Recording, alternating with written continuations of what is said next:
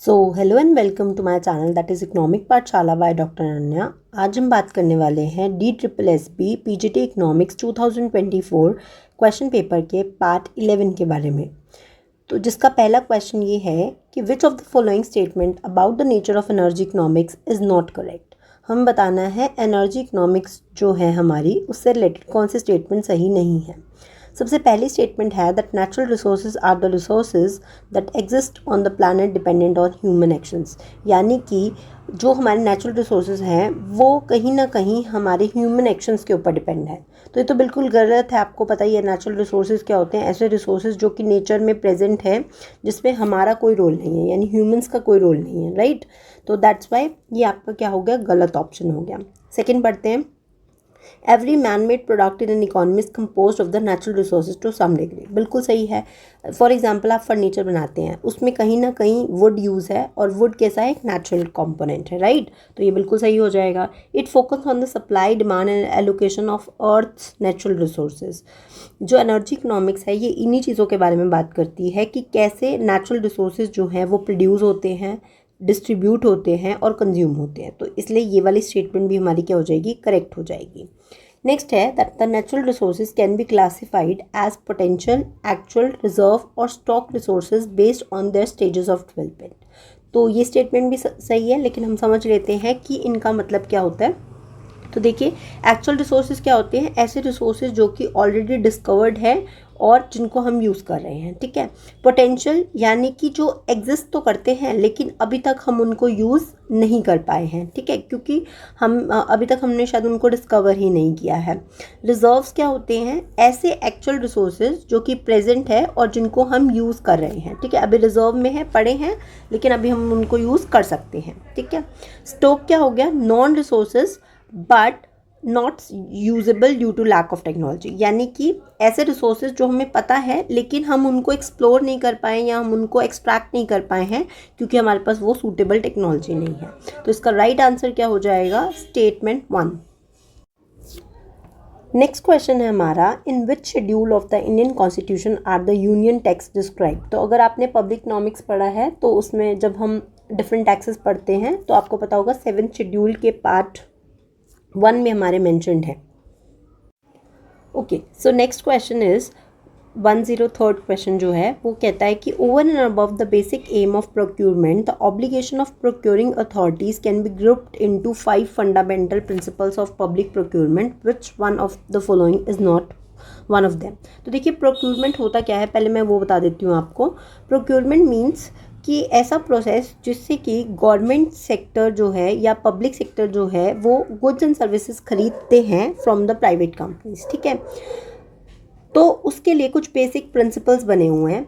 यही same question 103rd question अगर आप देखेंगे तो लास्ट में एक क्वेश्चन है 110th क्वेश्चन, सेम क्वेश्चन है एंड दोनों में आंसर अलग अलग दिया हुआ है। तो इसलिए ये दोनों ही क्वेश्चन मैं आपको स्किप करवा रही हूँ। इसको आप देख सकते हैं, मैंने एक्सप्लेनेशन लिख दिया है हर प्रिंसिपल के बारे में, ठीक है, तो आप उसको रीड कर सकते हैं। बट अभी के लिए मैं आपको ये छुड़वा रही हूँ। आई डोंट नो इसका राइट आंसर क्या है, आइदर 1 और या उन्होंने जो लीगल अकाउंटेबिलिटी प्रिंसिपल दिया हुआ है, इसलिए इसको मैं छोड़ रही हूँ। नेक्स्ट क्वेश्चन पे चलते हैं, game model are classified by. तो जो गेम थ्योरी आप पढ़ते हैं उसमें कुछ मॉडल्स होते हैं जिनको हम क्लासिफाई करते हैं, किसके बेसिस पे क्लासिफाई करते हैं, पे ऑफ्स के, सम ऑफ पे ऑफ के अकॉर्डिंग। तो सम ऑफ पे ऑफ के अकॉर्डिंग हमारे पास 2 तरह की गेम्स होती हैं, एक होती है जीरो सम गेम, एक होती है non zero sum game. Zero sum game क्या होती है, एक का फ़ायदा और दूसरे का नुकसान। मैंने क्या बोला, एक का फ़ायदा दूसरे का नुकसान होता है, राइट। तो एक का फ़ायदा और दूसरे का नुकसान, तो इसे बोलते हैं जीरो सम गेम, ठीक है। और एक होता है पॉजिटिव सम गेम कि एक का फ़ायदा और दूसरे का भी क्या होगा, फ़ायदा होगा, ठीक है। तो इसको हम बोलते हैं नॉन जीरो सम गेम या फिर पॉजिटिव सम गेम, ठीक है। तो आपको ध्यान रखना है, सम ऑफ ऑल पे ऑफ्स के अकॉर्डिंग हम क्या करते हैं, क्लासीफाई करते हैं गेम मॉडल्स को, ठीक है। नेचर ऑफ स्ट्रैटेजी के अकॉर्डिंग भी होती है, प्योर और मिक्स स्ट्रैटेजी जो होती है, लेकिन जो मॉडल्स होते हैं उनको हम पे ऑफ्स के अकॉर्डिंग ही क्या करते हैं, डिवाइड करते हैं। तो right answer will be D. Next is, अब अगर आप ये 105 क्वेश्चन देखेंगे तो इसमें आई डोंट थिंक सो कोई भी लेना देना है इसका इकोनॉमिक्स से।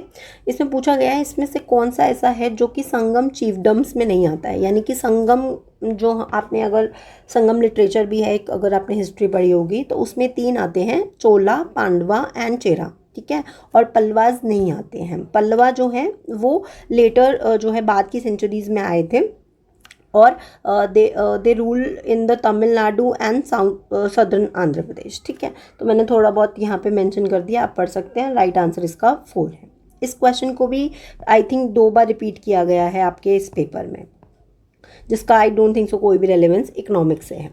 Next question is in which of the following diagram determination of equilibrium in the land market what does x indicate। इसका मतलब हमसे पूछा गया है इस क्वेश्चन में कि जो x है यानी क्वांटिटी ऑफ लैंड जो है वो एक कैसी डिमांड है। तो आपको पता होना चाहिए कि जो क्वांटिटी ऑफ लैंड है वो कैसी डिमांड है, एक डिराइव डिमांड है। क्यों? क्योंकि हमें लैंड की ऐसे कोई नीड नहीं है। लैंड आप क्यों खरीदते हैं? क्योंकि वो हमें क्या करती है, कुछ चीज़ें प्रोवाइड करा सकती है, यानी कि आप उस पर एग्रीकल्चर कर सकते हैं, ठीक है, अपना कुछ घर बना सकते हैं, कोई फैक्ट्री खड़ी कर सकते हैं। इसीलिए लैंड की जो डिमांड है वो एक डिराइव डिमांड का पार्ट है, तो यही यहाँ पर मेंशन किया हुआ है। अगर हम बात करें तो ये क्या है, डिमांड कर्व है। डी जो है हमारा डिमांड कर्व है, ये क्वांटिटी ऑफ लैंड दिखा रहा है। सप्लाई जो है फिक्स्ड है, इसलिए वर्टिकली यहाँ पर शो कर रखी है। इस क्वांटिटी तक हमारी जो सप्लाई है लैंड की वो फिक्स्ड है। जहाँ पर डिमांड और सप्लाई इंटरसेक्ट करते हैं वहाँ पर हमारा क्या होता है, प्राइस डिटरमाइन होता है, जिसको हम रेंट भी बोलते हैं, ठीक है। तो यही सब बताया गया और हमसे पूछा गया था एक्स क्या शो कर रहा है, तो हम बता देंगे derive demand of land show कर रहा है, ठीक है। नेक्स्ट है विच of the following is not an advantage of the public sector in India. ऐसी कौन सी एडवांटेज नहीं है पब्लिक सेक्टर की, ये बताना है। तो ड्राइवर ऑफ इकोनॉमिक ग्रोथ है, बिल्कुल ठीक है।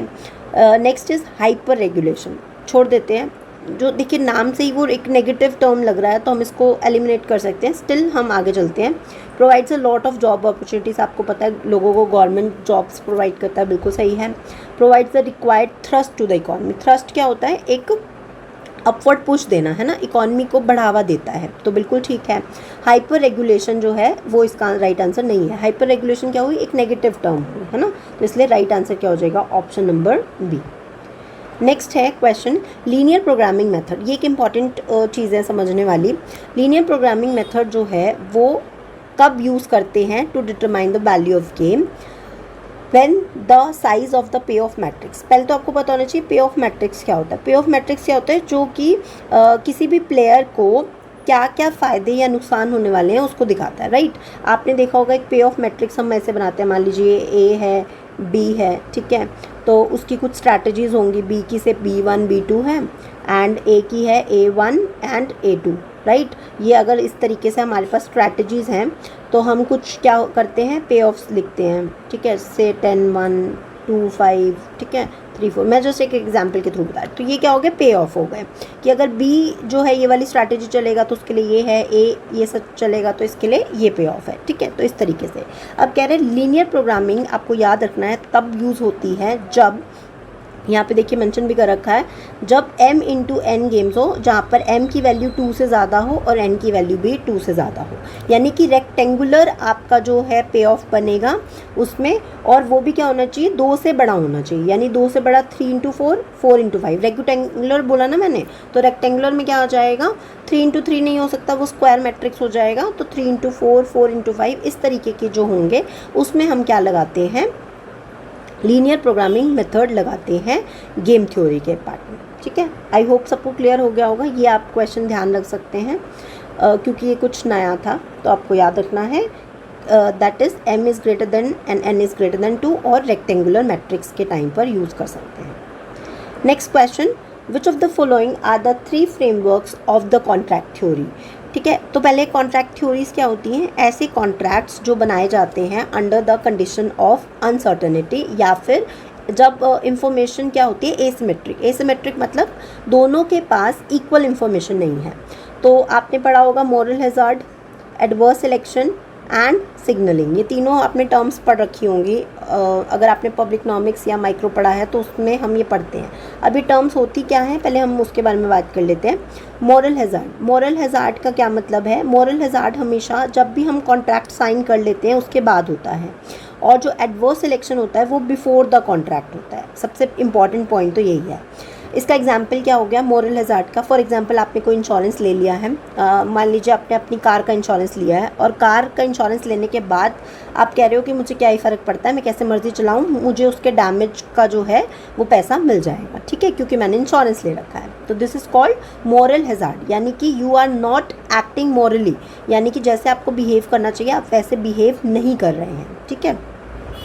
एडवर्स सिलेक्शन, एडवर्स सिलेक्शन का एग्जाम्पल क्या हो जाएगा? फॉर एग्जाम्पल मान लीजिए आपने हेल्थ इंश्योरेंस ले लिया। किसने ले लिया हेल्थ इंश्योरेंस? जिसको कोई बहुत ज़्यादा सीवियर इश्यूज़ हैं, कोई ज़्यादा सीवियर हेल्थ इश्यूज़ हैं, इलनेस है, ठीक है। अगर वो क्या ले लेता है, हेल्थ इंश्योरेंस ले लेता है, तो इससे क्या हो जाएगा? इससे किसको इफेक्ट होगा? जो कंपनी है जो इंश्योरेंस प्रोवाइड कर रही है उसको नुकसान होगा, और वो ये चीज़ सामने वाले को डिस्क्लोज़ नहीं कर रहा है, ठीक है। तो इसको हम क्या बोलते हैं? Adverse selection. या फिर आपने एक बहुत कॉमन एग्जाम्पल सुना होगा एडवर्स सिलेक्शन का, प्लम, और जो हम लेमन्स की कार के बारे में बात करते हैं कि जब भी आप कोई सेकेंड हैंड कार लेने जाते हैं या सेकेंड हैंड कोई भी व्हीकल लेने जाते हैं, तो जो पर्सन बेचने वाला होता है उसको पूरी इन्फॉर्मेशन होती है, लेकिन जो ख़रीदने वाला है उसके पास कम इन्फॉर्मेशन होती है, ठीक है। तो आई होप आपको ये दोनों कॉन्सेप्ट समझ में आ गए होंगे। Third one is signalling. Signalling क्या होता है?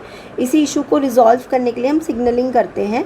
जैसे मान लीजिए आप जब किसी इंटरव्यू के लिए जाते हैं तो आप क्या करके जाते हैं? आप अपना एक CV लेकर जाते हैं।